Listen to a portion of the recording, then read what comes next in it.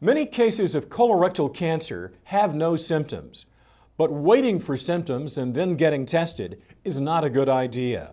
Almost 50,000 Americans died last year from colorectal cancers.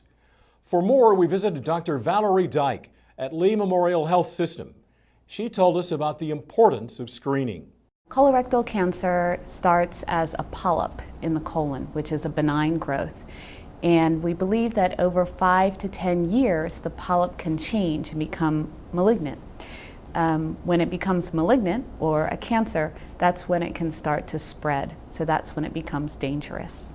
We think that about 25% of people have colon polyps.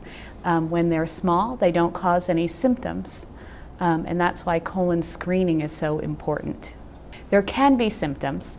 If the polyp or the cancer grows large enough, people can have pain or bleeding, changes in their bowel habits.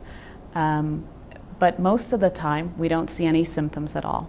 What is the major screening test for colon cancer? It's diagnosed with colonoscopy. So we recommend that people start colon screening with colonoscopy at age 50 if they're not having any symptoms and if they don't have any family history of colon cancer. If you have a family history of colon cancer or you have one of the risk factors for colon cancer, you should start at age 40 or 10 years earlier than the earliest member in your family. Dr. Dyke discusses the colonoscopy procedure.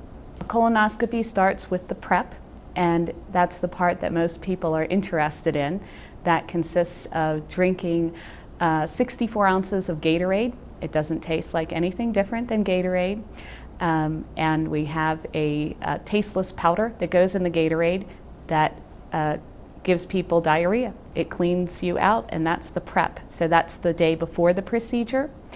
Then the day of the procedure, you come to the facility. The doctor will place an IV. You'll go to sleep. You'll have the colonoscopy. You'll wake up in the recovery room and say, when are we going to get started? And we'll tell you you're already done. What happens if a cancer is found during a colonoscopy? If we find a polyp during your colonoscopy, then it will be removed, assuming that it's still very small. If someone has a polyp that's too large to be removed during the colonoscopy, or we find that there's a cancer, then we usually recommend a laparoscopic colon surgery. Dr. Dyke tells us this cancer is prevented by regular screening.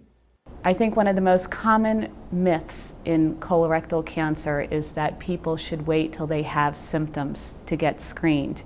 And what we'd like to tell people is that the whole point of colonoscopy is to reach people before they have any symptoms, when things are small, treatable, and so that we can avoid surgery. So colonoscopy actually prevents colon cancer by removing the polyps. When colon cancer is diagnosed at an early stage, people can be cured 90% of the time. Is colon cancer always genetically linked? Many of my patients ask me, is it important that colon cancer runs in my family? It is, in that about 15% of colon cancer is genetically inheritable.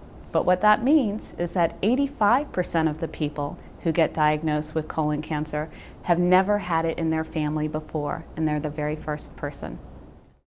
For more information about Dr. Dyke or the Lee Memorial Health System Regional Cancer Center, call 239-454-8725 or visit leememorial.org.